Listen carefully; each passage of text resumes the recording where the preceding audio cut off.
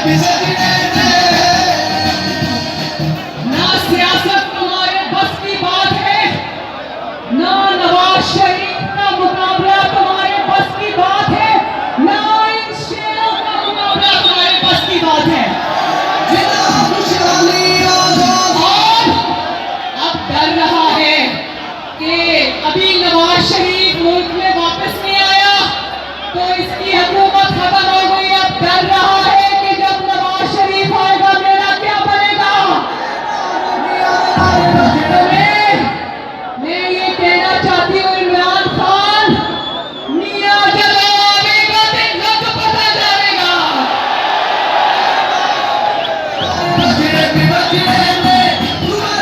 नवाज शरीफ ने लंदन से बैठ के तुम जिस कंटेनर से उतरे थे, नवाज शरीफ ने 3.5 साल बाद तुम्हें उस कंटेनर पे वापस लगा दिया।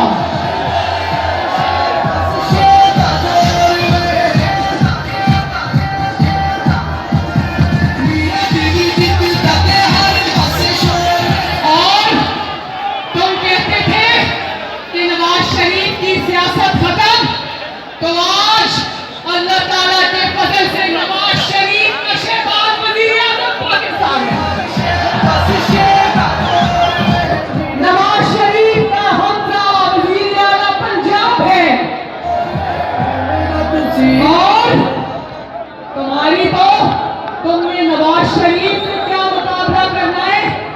तुम तो शहबाज शरीफ से इतना डरते हो कि तुम्हारी टांगें कांपती हैं।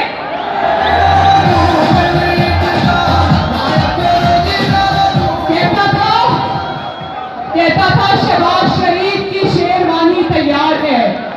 हाँ बेटा, शहबाज शरीफ की ना सिर्फ शेरवानी तैयार थी बल्कि शहबाज शरीफ ने वो काली शेरवानी पहन भी ली और अल्लाह ताला के फजल से पाकिस्तान का वजीर आजम भी बन गया। बैठो, अपने जख्म चाटते रहो।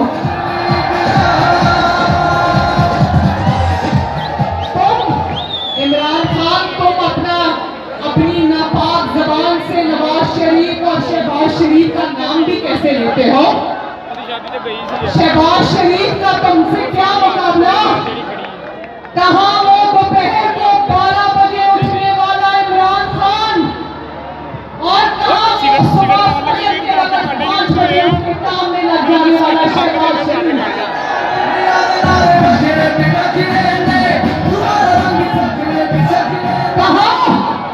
ध्यान से सुनना मेरे भाइयों, ये बातें बहुत जरूरी है मेरी बहनों।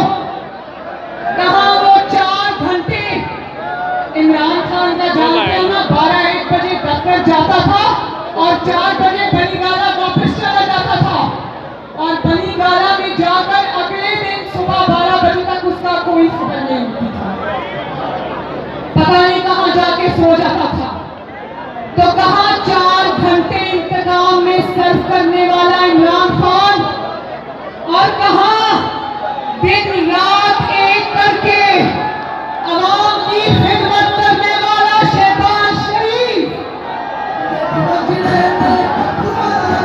कहां तारीखी नालायकी, तारीखी नाअहली से बैड गवर्नेंस के रिकॉर्ड्स कायम करने वाला इमरान खान और कहां चंद दिन में गवर्नेंस का सारा ट्रैक सीधा करने वाला शहबाज शरीफ।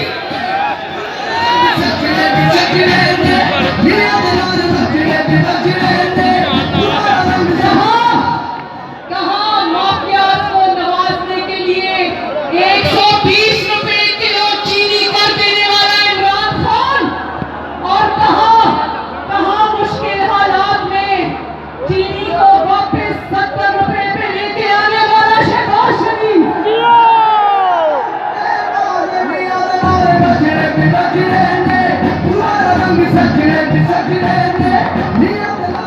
कहां आटे का ठेला, कहां आटे का ठेला 550 रुपए कर देने वाला इमरान खान और कहां चंद दिन में उस ठेले की कीमत 440 रुपए पे लाने वाला शहबाज शरीफ।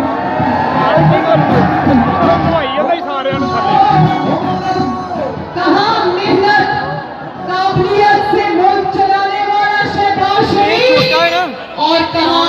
हिसाब किताब से, जादू टोने से मुर्गियां जलाकर मुल्क चलाने वाला इमरान खान ये 3.5 साल यही सोचता रहा कि हवा के ऊपर सफर करना ही नहीं करना, समंदर के ऊपर सफर कर सकता हूँ नहीं कर सकता, और लाशों के पास जाऊं या ना जाऊं।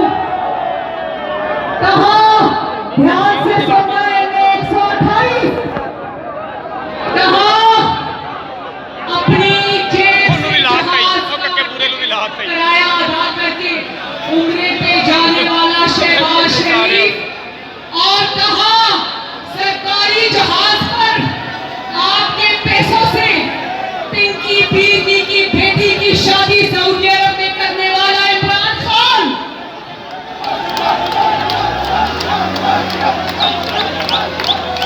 कहां वो याद है ना जब बलोचिस्तान में हजारा कम्युनिटी के गले काटे गए थे, हजारा कम्युनिटीज को बुला MA128 ये बात मेरी याद रखना मेरे प्यारे भाइयों और बहनों के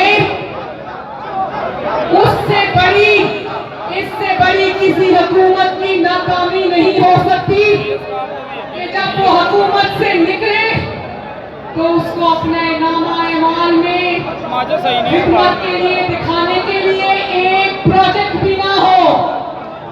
और मैं चैलेंज करती हूं कि इमरान खान को कहो कि सिर्फ 1 मिनट अपनी 4 साल की कारकर्दगी में सर्व करे बताने में, तो हम भी माने, लेकिन ये 1 मिनट तो क्या बोलेगा, ये एक लफ्ज अपनी कारकर्दगी पर नहीं बोल सकता क्योंकि इसके पल्ले कुछ भी नहीं है।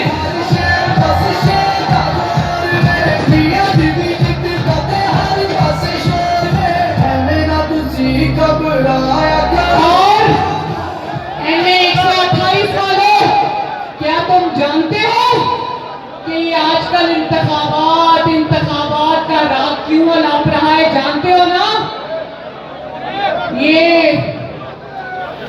ये ड्रामा मरियम नवाज भी जानती है और पाकिस्तान के अवाम भी जानते हैं, MA128 भी जानते हैं।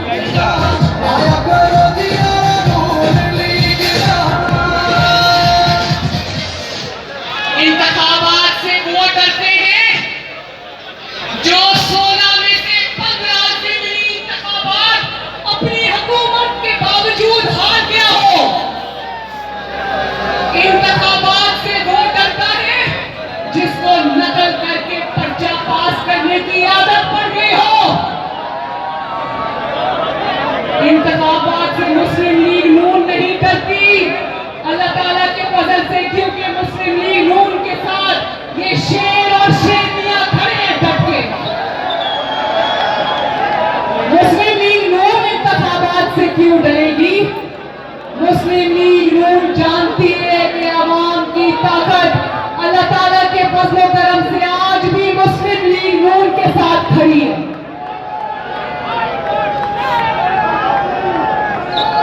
देखो, बड़ी सादी सी बात है, ये इलेक्शन सीधे इसलिए चाहता था, ये नहीं चाहता था कि इसकी हुकूमत खत्म हो और मुस्लिम लीग नून की हुकूमत आ जाए।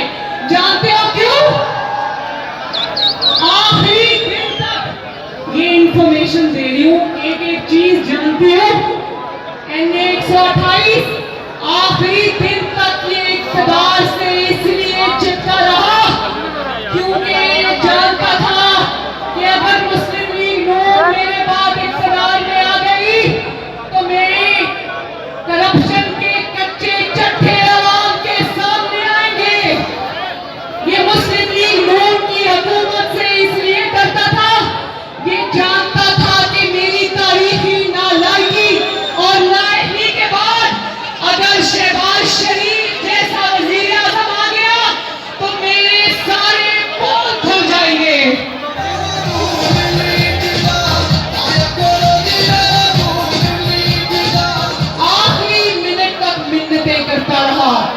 कभी इस्टेब्लिशमेंट के पांव पकड़ता रहा, कभी आसिफ अली जरदारी के पास ये अपने दोस्त को आखिरी दिन तक भेजना ना उसकी मिन्नत करता रहा कि वोट ऑफ नो कॉन्फिडेंस से निकल जाओ, मेरी हुकूमत मत गिराओ।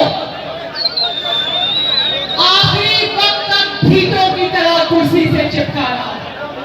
फिर भी जब बात ना बनी तो झूठे साजिशी खत का ड्रामा ले आया।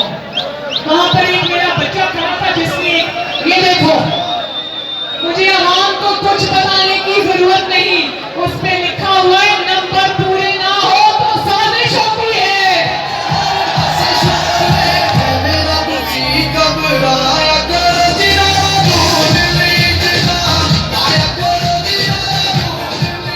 कारकर्दगी का खाना खाली होना, NA 128 कारकर्दगी का खाना खाली हो तो खत साजिशी खत जैसा ड्रामा रचाना पड़ता है।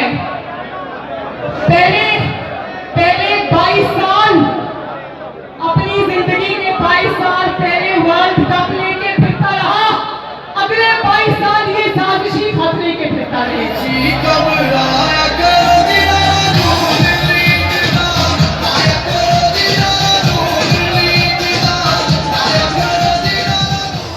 एक था कोरोना वायरस, एक है रोना वायरस। खान साहब, रोना धोना बंद करो, मर्दों की तरह मुकाबला करना सीख जाओ। जब भी मुकाबला करने की बारी आई, इसने मैदान से ही दौड़ लगा दी। ये अमेरिका का राग भी पता है क्यों अलाप रहा है। अमेरिका में इसका एक दोस्त है आरिफ नकवी, जिसको उन्होंने पकड़ा हुआ है, जिससे इसने लाखों डॉलर लिए हुए हैं। अब आने वाले दिनों में उसका जब पूरा कच्चा छट्टा आवाम के सामने आएगा तो ये इसीलिए पहले से अमेरिका का राग अलाप रहा है। और ये जो गुंडागर्द लोग होते हैं ना, जिनको गुंडे कहते हैं, इनका तरीका होता है जब ये कहीं से खतरा महसूस करते हैं तो पहले ही वो कहते हैं ना कि चोर की दाढ़ी में तिनका। वही इलेक्शन कमीशन ऑफ पाकिस्तान, जिसके चेयरमैन की इमरान खान साहब खुद अपने दौरे हुकूमत में दिन रात तारीफें किया करते थे, अब जब पता चला कि फॉरेन फंडिंग केस में इतने बड़े बड़े घपलों के नाकाबिले तस्दीक सबूत और शवाहिद सामने आने वाले हैं, तो ECB के चेयरमैन को कहता है रिजाइन करो। जो बंदा तुम्हारी चोरी पकड़े, जो बंदा तुम्हें आईना दिखाए, उसको कहता है इस्तीफा देकर घर जाओ। मैं ये कहती हूं, और फिर तोशा खान अपनी नापाक जुबान से कभी रियासत मदीना का नाम लेता था, कभी खुलफाए राशिदीन की मिसालें देता था, कभी हजरत उमर फारूक की मिसालें देता था। तो मेरे NA 128 के बहन भाइयों, इंसान कानों को हाथ लगाए जो रियासत मदीना का नाम लेता था अपनी नापाक जुबान से, उसने तोशा खाना यानी कि दूसरे लफ्जों में पाकिस्तान बैतुल माल को वो लूट कर खा गया।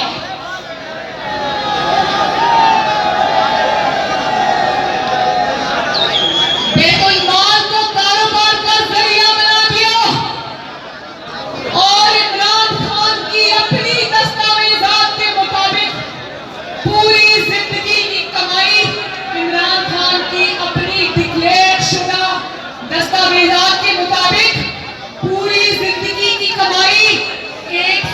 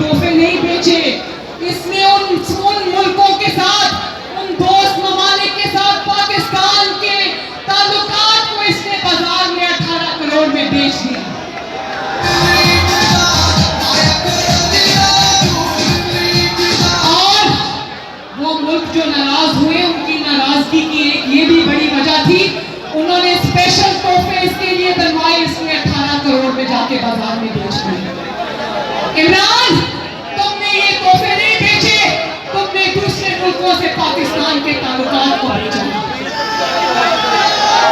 और फिर जब उससे कोर्ट ने जवाब मांगा, कहता है कि जवाब नहीं दे सकता, तोहफों का जवाब नहीं दे सकता, नाजुक मामला है, दूसरे मुल्क नाराज हो जाएंगे। तो कौम तुमसे ये सवाल पूछना चाहती है, जवाब देने से दोस्त मुल्क नाराज हो जाएंगे। जब उनके तोहफे तुम बाजार में करोड़ों रुपए में बेच रहे थे, तब दोस्त मुल्क नाराज नहीं थे। और फिर कहते हैं मेरे तोहफे मेरी मर्जी। नहीं भाई नहीं, ना ये तुम्हारे तोहफे ना मर्जी तुम्हारी है, ये तुम्हारा खानदानी माल नहीं है। तोहफे भी रियासत के, मर्जी भी रियासत की।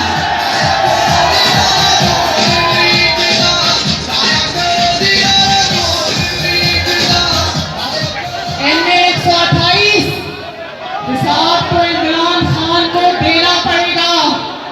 कल परसों में टीवी में देख रही थी कि इमरान खान से किसी सहाफी ने सवाल किया कि फराह गोगी कौन है इमरान खान साहब। इमरान खान साहब ने मुंह नीचे किया और दौड़ लगा दी वहां से।